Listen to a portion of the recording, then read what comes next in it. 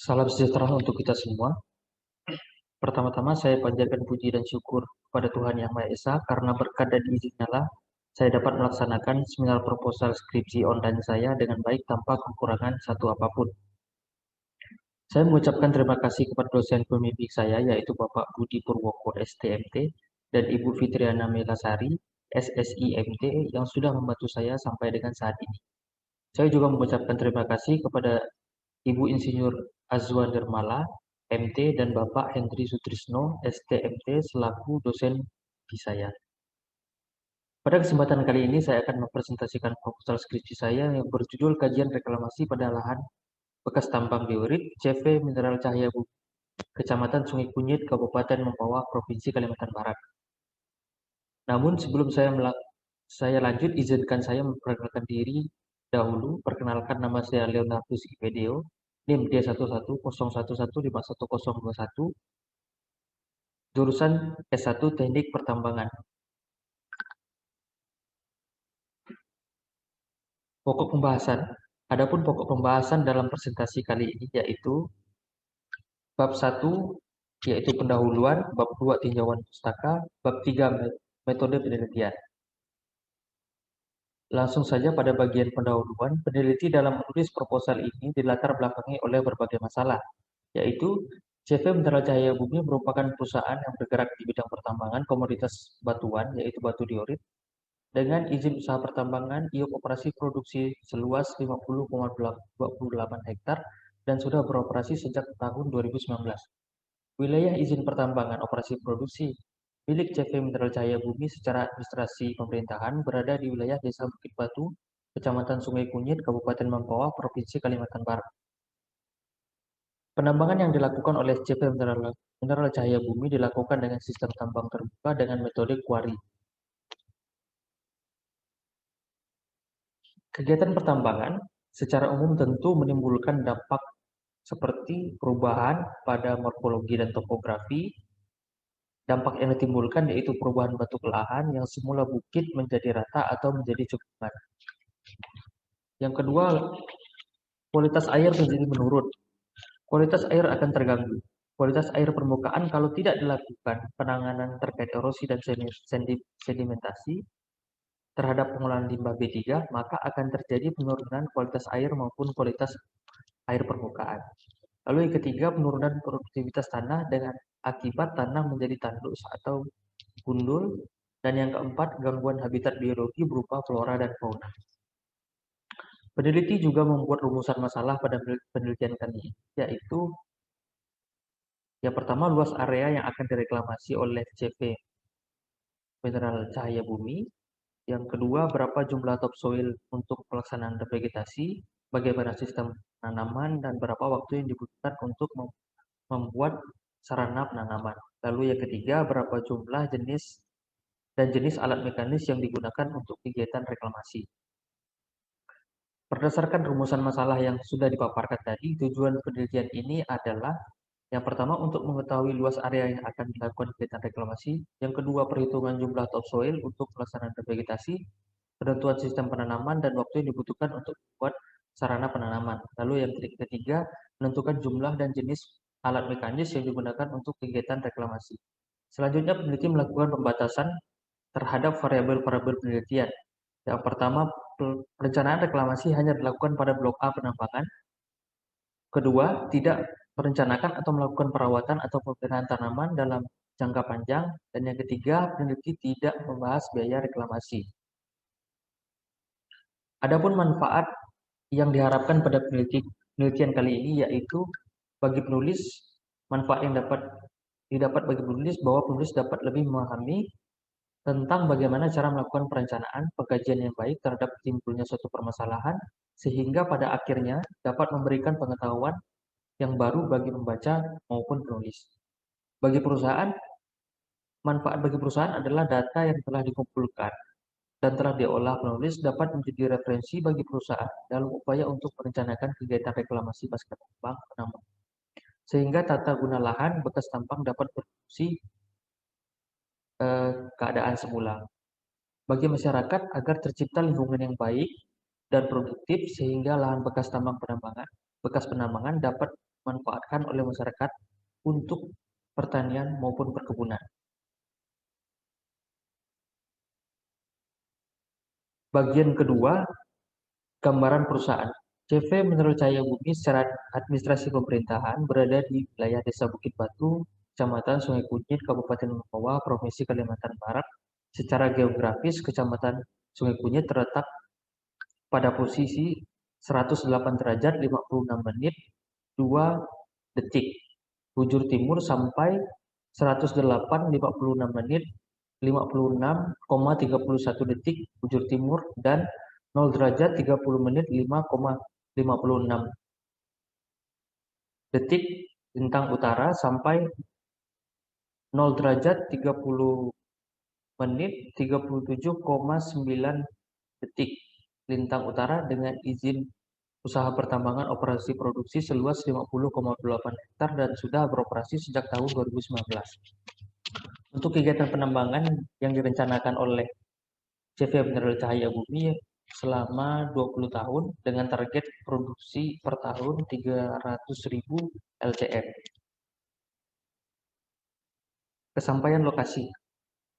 Seperti yang ditampilkan pada slide bahwa kesampaian lokasi CV Mineral Cahaya Bumi dapat ditempuh dengan rute dari ibu kota Provinsi Kalimantan Barat, Pontianak, menggunakan jalur darat dari Pontianak, Mempawah dengan menggunakan roda 2 maupun roda 4 dengan jarak tempuh kurang lebih 75 km dan memakan waktu 1 jam 45 menit perjalanan.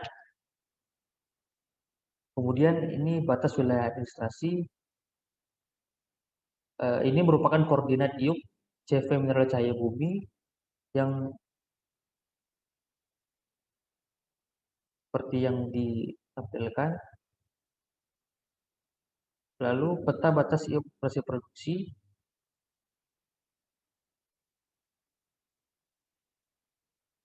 Kondisi geologi wilayah penelitian.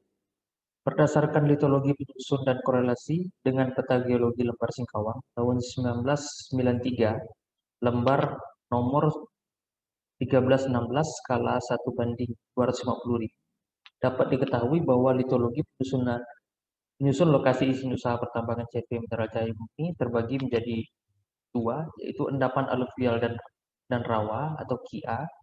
Yang kedua, batuan terobosan Sintang atau TOMS. Berdasarkan data penelitian yang telah dilakukan oleh N. Suwarna dan kawan-kawan tahun 1993 diketahui bahwa pembahasan kerangka geologi pada daerah konsesi CV Mineral Cahaya Bumi termasuk dalam lembar Singkawang, Kalimantan 1316 skala 1:250.000, di mana daerah ini terdapat beberapa formasi batuan sedimen, gunung api dan terobosan yang berumur dari kapur hingga kuarter. Analisa dari data geologi bahwa daerah ini terdapat batuan intrusi terobosan Sintang, yaitu di mana tersusun atas batuan buku asat intermediate seperti diorit, diorit kuarsa, granidiorit, dan tonalit.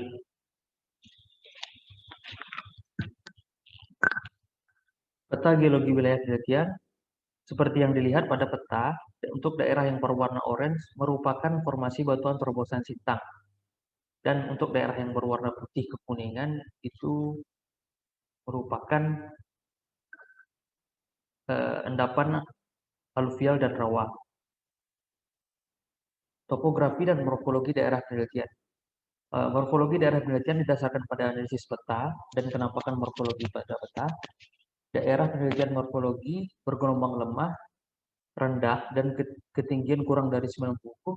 Ini tidak begitu luas menutup wilayah konsesi CV Mineral Cahaya Bumi.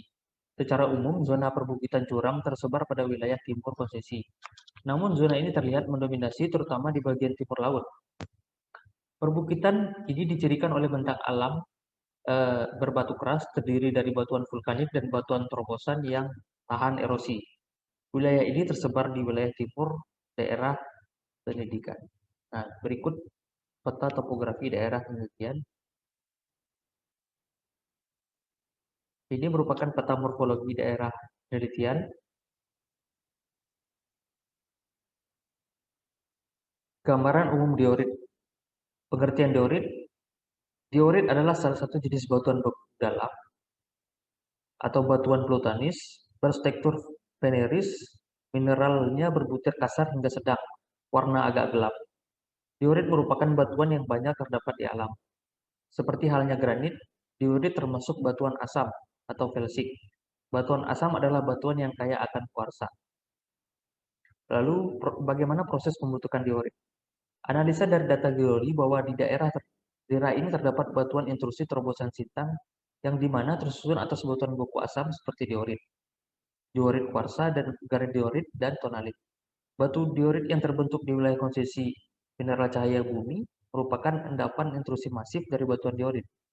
Hal ini diinterpretasikan melalui gejala geologi dan batuan yang tersingkap di bawah penelitian, sehingga hampir seluruh wilayah tersebut tersusun atas batuan diorit yang menggunung. Proses terjadinya jebakan bahan galian diorit berhubungan erat dengan pembentukan magma dan terbentuknya batuan beku. Lalu bagaimana karakteristik batuan? Diorit adalah salah satu jenis batuan buku asam berstruktur penerik, mineralnya berbutir kasar dan warnanya agak kelabu.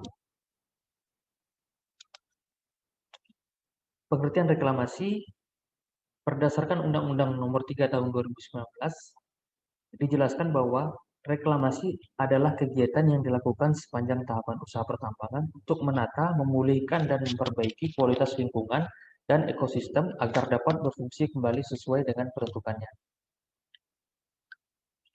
Berdasarkan PP 78 tahun 2010, pelaksanaan reklamasi dan pasca tambang wajib memenuhi prinsip perlindungan lingkungan sebagai berikut. Yang pertama, perlindungan terhadap kualitas air permukaan, air tanah, air laut, dan tanah.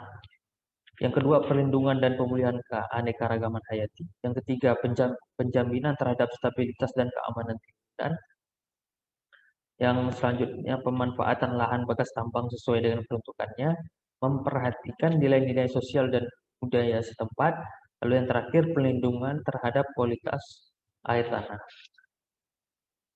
Nah, selanjutnya itu tahapan reklamasi berdasarkan keputusan Menteri Kehutanan dan Perkebunan nomor 149 tahun 1999 meliputi tahap kegiatan. Yang pertama, investasi lokasi reklamasi, yang kedua, penetapan lokasi reklamasi, yang ketiga, perencanaan reklamasi terbagi atas dua, yaitu penyusunan reklamasi, penyusunan rancangan reklamasi.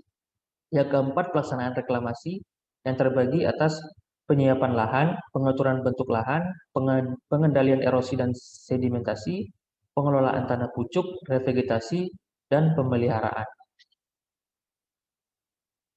Regulasi terkait reklamasi pertambangan apa saja?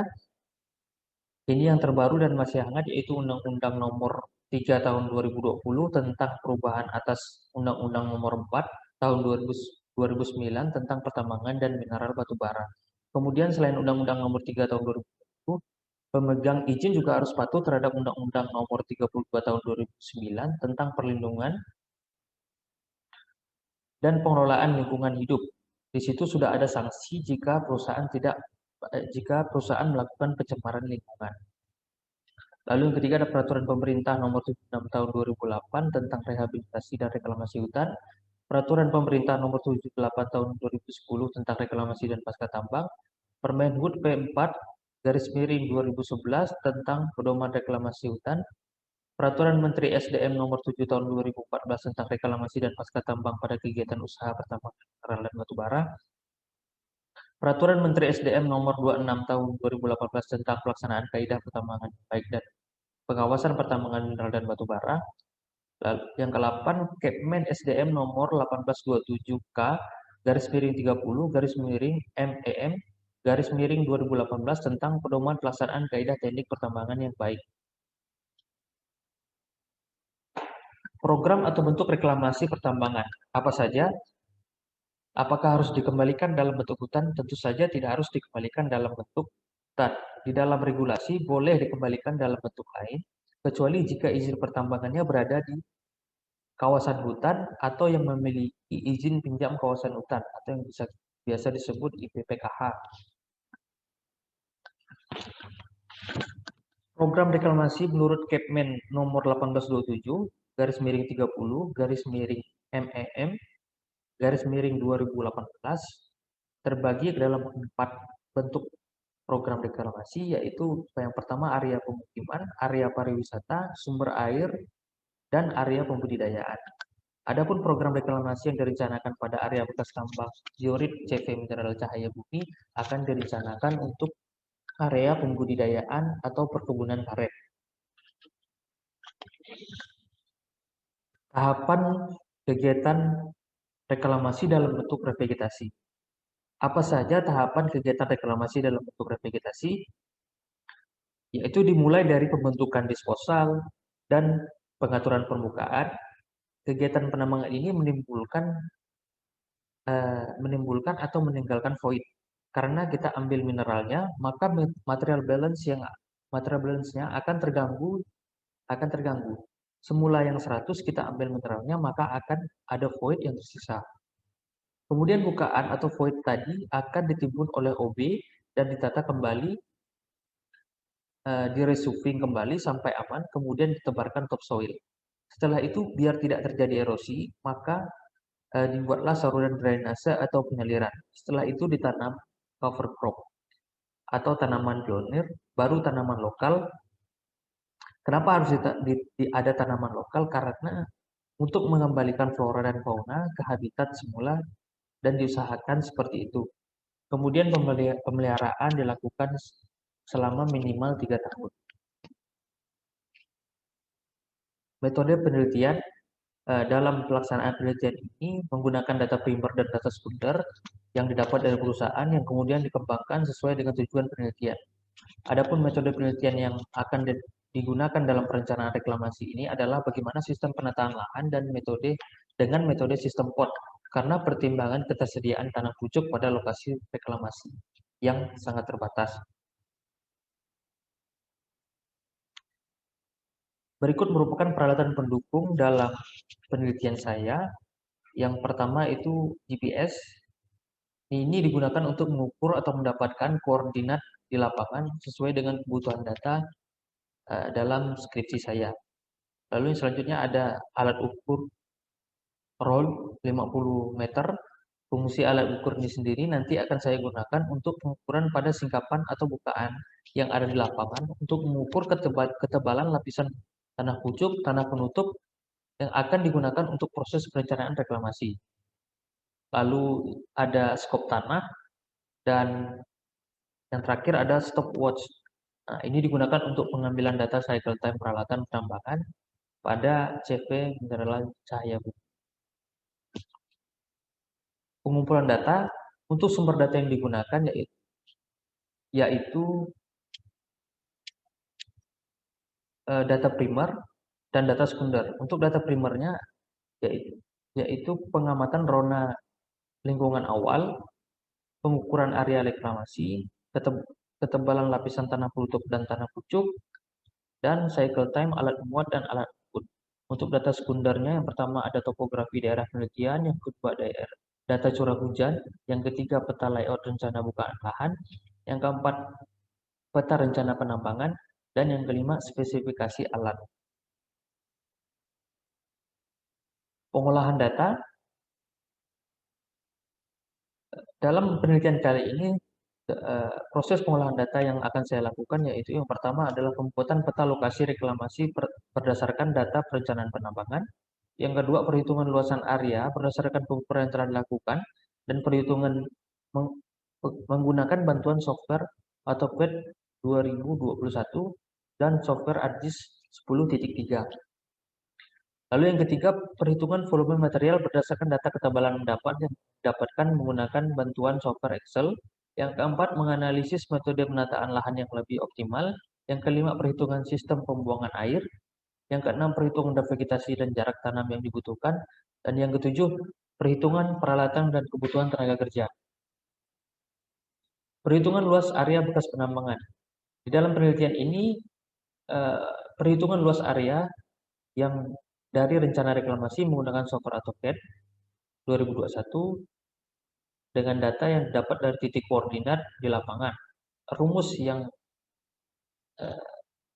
digunakan dalam menghitung luasan adalah sebagai berikut, yaitu L sama dengan P kali L, itu luasan panjang dikali lebar. Selanjutnya perhitungan volume material berdasarkan data ketebalan endapan yang telah didapatkan menggunakan software Excel. Dalam perhitungan ini, ketebalan dari tanah penutup dan tanah pucuk akan didapatkan berdasarkan pengamatan dan pengukuran secara langsung menggunakan alat bantu GPS dan meteran. Selanjutnya, data pengukuran tersebut dapat diolah dalam proses perhitungan menggunakan bantuan software Excel 2019 dari data yang didapatkan. Adapun rumus yang digunakan dalam menghitung volume tanah penutup dan tanah pucuk adalah sebagai berikut. Selanjutnya, penataan lahan yang akan direklamasi. Penataan lahan akan dilakukan terhadap lahan-lahan yang akan direklamasi, terutama apabila kondisi lahan memerlukan penataan terlebih dahulu sebelum proses revegetasi. Adapun peralatan yang digunakan bulldozer, ekskavator, dan DT, dan perhitungan yang digunakan dalam penataan untuk setiap alat adalah jumlah peralatan penataan dan waktu yang dibutuhkan penataan. Sistem pembuangan air. Sistem pembuatan saluran pada area yang akan direklamasi bertujuan untuk mencegah air masuk ke dalam area tersebut, serta mencegah terjadi erosi. Agar tujuan tercapai, maka dimensi saluran harus sesuai dengan volume area masuk, yaitu dapat ditentukan dengan menghitung luas catchment area, serta beda tinggi atau beda elevasi pada daerah yang akan direklamasi. Nah, berikut merupakan perhitungan yang akan saya lakukan dalam proses pengolahan data SPA ini adalah yang pertama perhitungan intensitas curah hujan rata-rata per hari untuk periode 10 tahun, perhitungan nilai defisiensi standar untuk mendapatkan nilai perbandingan defisiensi standar dan mean, perhitungan intensitas curah hujan periode ulang 5 tahunan, perhitungan besaran debit air limpasan permukaan atau runoff, penentuan dimensi penampang atau saluran penirisan, perhitungan volume tanah yang akan digali, dan perhitungan alat dan waktu yang dibutuhkan. Lalu yang perhitungan untuk sistem pot. Pada sistem ini lahan bekas tambang ditata dengan membuat pot atau lubang pada area yang telah diratakan. Setelah lubang siap kemudian diisi dengan tanah pucuk. Untuk sistem ini jarak akan ditentukan setelah peneliti di lapangan. Berikut merupakan rumus yang digunakan untuk sistem pot ini.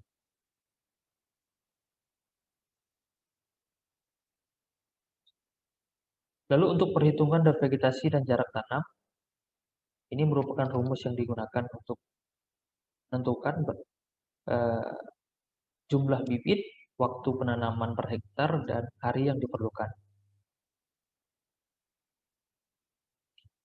Kebutuhan tenaga kerja, suatu perencanaan reklamasi tentu membutuhkan tenaga kerja sebagai penggerak dalam pelaksanaannya.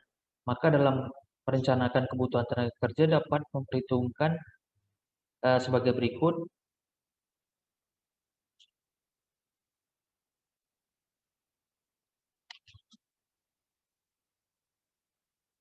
Penulis juga membuat rancangan penelitian yang dapat dilihat pada di slide, dimulai dari tahap persiapan, pengumpulan data, pengolahan data, analisis data, dan nantinya akan didapat kesimpulan dari proposal ini. Baiklah, itu saja yang dapat saya sampaikan. Mohon maaf jika ada salah kata. Akhir kata, saya ucapkan terima kasih.